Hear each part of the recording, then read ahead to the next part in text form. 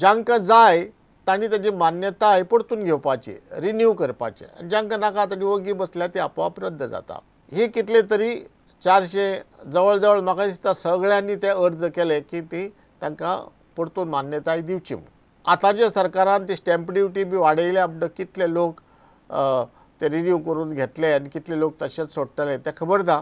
प्रशांत भुशण कितें म्हणटा की जाणी पळय एप्लाय केला न्ही, जाणी अर्ज केल्या ही परतून मान्यताय दिवची, रिन्यू करची म्हणून, ते सगळी लीज कॅन्सल करची. सगळी लीज कॅन्सल करून कितें करचें, मीन बंद करचें? ना, मीन बंद करचें न्ही. मीन पावणेन थारावचें, म्हणजे सगळ्यो लिजी पावणेर काडच्यो. आतां पावणी म्हणटा ती सगळ्यांक खबर आसा. आनीक सगळ्यो लिजी पावणेर काडच्यो. हे मीन अमक्याक, हे मीन अमक्याक, हे मीन अमक्याक पावतोसा अशें म्हणलें म्हणटकर पावणी जाली आनी ते मीन अमक्याक मेळ्ळे. आतां मीन मेळटले कोणाक? मिनाच्यो खणी. मीन काडप ही फकाणाची गजाल. कोणी पान बिडी सुपारी जो विकता रस्त्या कुशीन तो मिनेर जावपाक शकता, तो मायनींग कंपनीचो ओनर जावपाक शकता. ताका खूब पयसो लागता, कारण तुजे कडेन पयसो आसले शिवाय बँक आनीक पयसो दिना. तुजे कडेन भाटबेस आसले शिवाय बँक पयसो दिना. बँके कडल्यान पयसो घेवन धंदो चलयतलो जाल्यार तुजे कडेन कितेंय तरी आसूंक जाय आनी कितेंय तरी आशिल्ल्या मनशाकच ती ऑक्शनाचेर मेळटलें. आतां ऑक्शनाचेर मेळटलें आनी वदळ सांगिल्लें त्या प्रमाणे आतां पळय जें चलता न्ही त्योच गजाली मागीर चलतल्यो. म्हणजे जे बेकायदेशीर रित्या कोणी जर मीन काडटा जायत ऑक्शन जातकर जो नवो मनीस येतलो तो सबंद सगळे कायदे पाळटलो म्हणून कोणें तुमकां स्वप्न पडलां काय कोणें बरोवन दिलां काय आकाशवाणी जाल्या? अरे तेच मनीस, तेच सरकारांतले तेच नोकर, तसलेच मंत्री म्हणटकर आतां जो भ्रश्टाचार चल्ला आनी सरकारान दाखोवन दिला, शाह कमिशनान दाखोवन दिला, तो मागीर चलचो ना कित्या वयल्यान? आनी मागीर जर कोणें भ्रश्टाचार दाखयलो जाल्यार तुमी पावणी कॅन्सल करा म्हणटले. पावटी तशी कॅन्सल करपाक मेळना न्ही, प्रत्येकाक आपापलो हक्क आसता. म्हणून आतांच्यो लीज कॅन्सल करून तुमी पावणेर काडा म्हणपाक ताचो अर्थच कितें तो समजना. तो अर्थ सुप्रीम कोर्टान समजावन घेवचो. बाबा पावणेर काडटकर दुसरो कोणी मनीस येतकर आतां जो प्रॉब्लेम जाला तो प्रॉब्लेम जावचो ना अशें म्हणून कोणें बरोवन दिलें. कारण तो प्रॉब्लेम जर जावं येता जाल्यार मागीर आनी ऑक्शन कित्याक? तर आतां पळय जें आसा तें तुमी रिन्यू करता आसतना, मान्यताय करता आसतना तें बारकायेन पळयात बाबा कोणें चड बेकायदेशीर कामां केल्या, कोणें कमी केल्या, कोणें करूंकच ना, आनी त्या प्रमाणे कोणाची मान्यताय नव्यान दिवची, कोणाची मान्यताय दिवची न्ही, कोणाची रद्द करची तें तुमी ठरयात.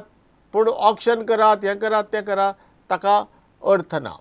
ऑक्शन केल्यार ही एक गजाल जाली. आनीक ऑक्शन करा म्हणटा तें कितें? ते कितले लोक मुखार येतले? समजा सामके थोडे लोक मुखार आयले, मागीर बाकीचे कितें करपाचें?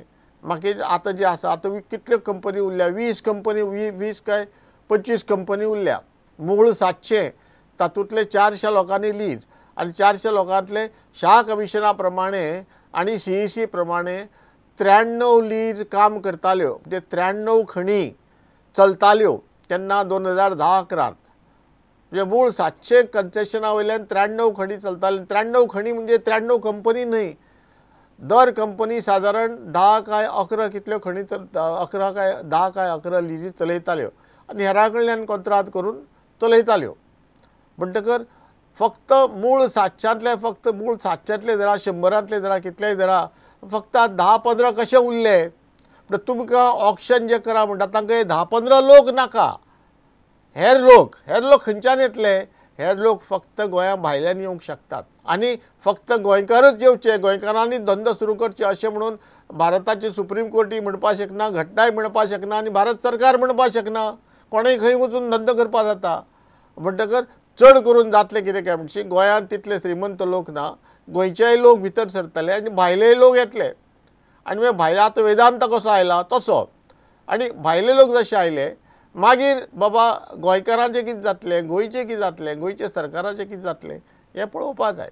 म्हणटा हें ऑक्शन बिक्शन म्हणटा पळय न्ही ताजेर सांबाळून विचार करपाक जाय. हो जालो पयलो मुद्दो जो प्रशांत भुशणान सुप्रीम कोर्टा मुखार मांडिल्लो. दुसरो मुद्दो की जी पर्यावरण दाखले जे आसात जे भारत सरकार दिता, भारत सरकारचे रान आनी पर्यावरण खातें दिता, ते कशा कशें दिलां आनी कशा कशें दिलां, कित्याक दिलां तर तातूंत भारत सरकाराचे मंत्री, भारत सरकाराचे अधिकारी आणि रान खात्याचे म्हणजे रान खात्याचे, मीन खात्याचे सगळे अधिकारी आणि मायनिंग कंपनी या सगळ्यांनी हात मिळवणी करून सरकाराक फसयला आणि कशा कशी परमिशनां घेतल्या आणि सरकाराचे कायदे मोडल्या. म्हणून हातूंत भितर CBIची एन्क्वायरी जावपा जाय, CBIची चवकशी जावपा जाय आणि संशोधन जावपा जाय. बाबा कसले कसले कायदे मोडल्यात आणि कोणे मोडल्यात आणि हाजो कोणाचो हात आसा आणि कोणे पयशे केल्या, कोणे इल्लिगल पयशे केल्या आणि मागीर तांकां ख्यास्त जावपा जाय. गजाल एकदम बरोबर प्रोब जावपाक जाय, चवकशी जावपाक जाय, संशोधन जावपाक जाय. ज्या लोकांनी बेकायदेशीर कामां केल्यात, भ्रश्टाचार केला, त्या भ्रश्टाचारा बद्दल तांकां ख्यास्त जावपाक जाय. ही सगळी गजाल खरी हें जावकच जाय. पूण कोणीय जर म्हणत हें सगळें जाता म्हणजे तुमी चवकशी करतात, विचारपूस करतात, तर CBI एन्क्वायरी करतलो कितलो तेंप लागतलो तर तुमकां खबर आसा. तें सगळें करून मागीर कोर्टांत केस घालता आनी कोणाक ख्यास्त करता, मागीर तो एपिलांत वता आनी फायनल केन्ना जाता तेन्ना जाता कितलीं वर्सां. इतलीं वर्सां तुमी ते एनवायरनमेंट सर्टिफिकेट जे आसा म्हणजे पर्यावरण दाखले जे आसा ते तुमी आडावन दवरात वा तुमी रद्द करात वो सस्पेंड करात, निलंबीत करात आनी ते ते केस काबार जातकर मागीर ते चालू करात. अशें जर कोणें म्हणलें ते कोणाक मान्य जावचें ना. कारण तुमी एक विचार करात, खंयच्याय धंद्यात कोणी बेकायदेशीर काम करपाक शकता आनी जो बेकायदेशीर काम करपाक शकता तो गुन्यांव जर कोर्टांत सिद्ध जायत तो गुन्यांवकारी जाता, ताका ख्यास्त जाता. आतां खंयच्याय धंद्यांत कोणीय गुन्यांव करपाक शकता अशें म्हणचे परस आमी अशें म्हणया की सगळे धंद्यांनी सगळे गुन्यांव चलतात.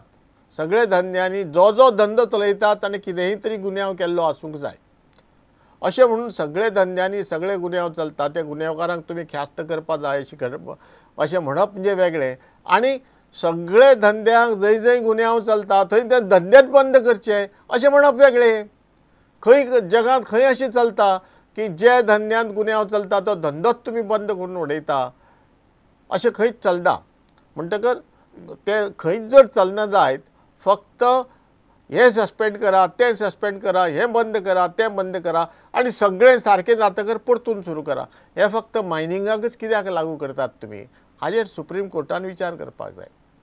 आतां NGO जे आसात ते आपले मुद्दे मांडटले, आर्ग्यू करतले, तांकां कितें जाय करपाक जाय ते करतले. पूण सुप्रीम कोर्टान आनी भारत सरकारान हाजेर विचार करपाक जाय की बाबा मायनिंग धंदो जो आसा तो हेर धंद्या परस वेगळो काय, हेर धंद्या भशेन तोय धंदो आनी तो हेर धंद्या भशेन जायत बाकीचे धंदे जर तुमी बंद करना जायत मायनिंग कित्याक बंद करता हाजेर सुप्रीम कोर्टान सारको विचार करपाक जाय.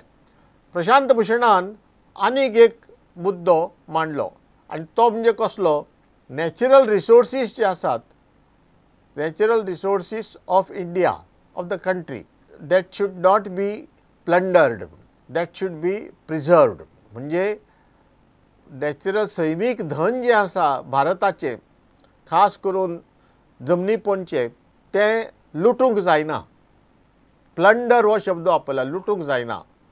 म्हणजे हो शब्द शाह कमिशनांनी वापरला. फक्त थोडेच फॅमिलींनी गोंयचे धन लुटले आनी सगळे वर्तमानपत्रांनी ताचो बोवाळ केलो. कोणेच बाबा प्रश्न विचारलो ना कशें लुटले, ह्या फॅमिलींनी कित्याक लुटले, त्याच फॅमिलींनी कित्याक, बाकीच्यांनी कित्याक न्ही, हे प्रश्न विचारपाक नाशिल्ले, कोणें विचारूं ना. न्यूजपेपर कितें करतात, मातशी सनसनाटेची बातमी आयली की झुम्म करून ती प्रसिद्ध करतात, सोडा म्हणटो. पूण प्लंडर म्हूण शब्द पळय आसा न्ही, ताजो अर्थ कितें. आमचे कडेन एक भारत सरकारान 2008 वर्सा नॅशनल मिनरल पॉलिसी म्हणून भारतीय मीन धोरण, त्या धोरणांत कितें बरयलां की आमकां अण्वस्त्रां तयार करपाक और अणु पावर, अणु वीज तयार करपाक जे थोडे सैमीक धन लागता, थोडे तरांचे एक थोडी तरांची एक लेव वता. आतां तामिळनाडून कुडांकुळम म्हणटा थंय पळय एटॉमीक पावर प्लांट जाला पळय न्ही, थंय तसली रेंव आनी तसलें धन आसा. तशेंच थोडे अण्वस्त्रांक आनी अणुविजाक जे धन लागता, सैमीक धन लागता, ते सोडून बाकी सगळे जमनी पोंदचे धन एक तर वयर काडून देशांत वापरपाक जाय, म्हणजे स्टील कारखान्यांनी बी लोखंड वापरपाक जाय, वा ते निर्यात करून तातूंतल्यान परकी चलन हाडून देशाची उदरगत करपाक जाय, अशें म्हणून नॅशनल मिनरल पॉलिसी राष्ट्रीय मीन धोरण सांगता. आतां ते प्लंडर म्हणून शब्द वापरना, ते शब्द वापरता एक्सप्लॉयटेशन ऑफ मिनरल्स. ते सैमीक धन जे मीन ते वयर काडून ते देशाच्या बऱ्या खातीर उदरगती खातीर वापरपाक जाय. आनी थंय अशेंय बरयलां की कांयच वेस्ट जावपाक जायना म्हणून, म्हणजे डंप्स पसून पळय आसा न्ही, तातूंतले पसून 30% 40% पसून तातूंत जर लोखंड जर आसत जाल्यार तें पसून, आनी तें जर फाल्यां तुमकां निर्यात करपाक मेळत, तें पसून तुमी निर्यात करचें म्हणून अशें जंय म्हणलां नॅशनल मिनरल पॉलिसीन. थंय फ्यू फॅमिलीज आर प्लंडरींग. सुप्रीम कोर्टांत वचून ती फॅमिलीची गजाल पावना, पुणून सुप्रीम कोर्टान इतलें पावलां की resources should not be plundered. Government should not allow anybody to plunder the resources. म्हणजे जी सैमीक धन आसा तें लुटपाक सरकारान कोणाक मान्यताय दिवची न्ही म्हणून. हे भारत सरकार म्हणटा त्या प्रमाणे हें लुटपाचें न्ही, हें वापरपाचें.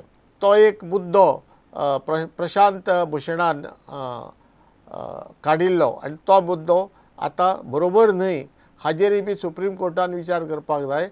आनी भारताच्या पॉलिसी, भारताच्या धोरणा प्रमाणे बाबा ताका प्लंडर म्हणप हें चूक अशें सुप्रीम कोर्टान सांगून दिवपाक जाय. आनीक एक ताणें मुद्दो काडलो म्हणटा तो, कशाक अशें मीन वयर काडून तुमी गोंयचे मीन सोंपयलां ऑर सोंपयत आयला, आनी तुमी तशें तें सोंपोवपा जायना कारण मिनाचो सांठो कमी आसा म्हणून. आनी ताणें कोंत करून दाखयलां. कोंत कशें केलां, अमक्या मिनाचो सांठो गोंयांत आशिल्लो, तातूंतलो तुमी अमको वापरलो आनी अमको उरला म्हणून. ताणें कोंत केलें तें चूक. आतां भारत सरकारान हे आंकडे दिल्यात. आंकडे खंय दिल्यात तर भारत सरकारान जे मिनाच्या खात्यान लोकसभेत शहा कमिशन रिपोर्ट दवरला, त्या रिपोर्टा बरोबर एक एक्शन टेकन रिपोर्ट म्हूण दिला. म्हणजे शहा कमिशनाच्या रिपोर्टाचेर आमी कसली कारवाय केल्या तो रिपोर्ट. आनी तातूंत 22व्या परिच्छेदेंत म्हणजे पॅरेग्राफ 22 22व्या परिच्छेदांत तांणी हे आंकडे दिल्यात. आंकडे कसले, ढोबळमानान सांगपाचें म्हणल्यार 1971 वर्सा गोंयांत सादारण 40 कोटी टन मीन आसा असो अदमास आशिल्लो. 40 कोटी टन मीन 1971.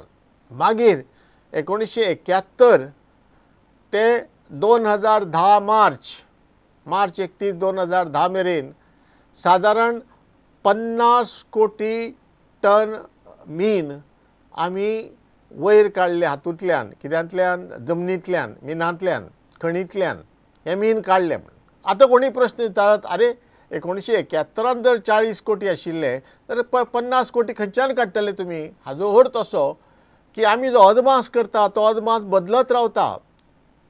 खुबशे ताका फॅक्टर आसा, ते सांगपाक हांगा वेळ ना.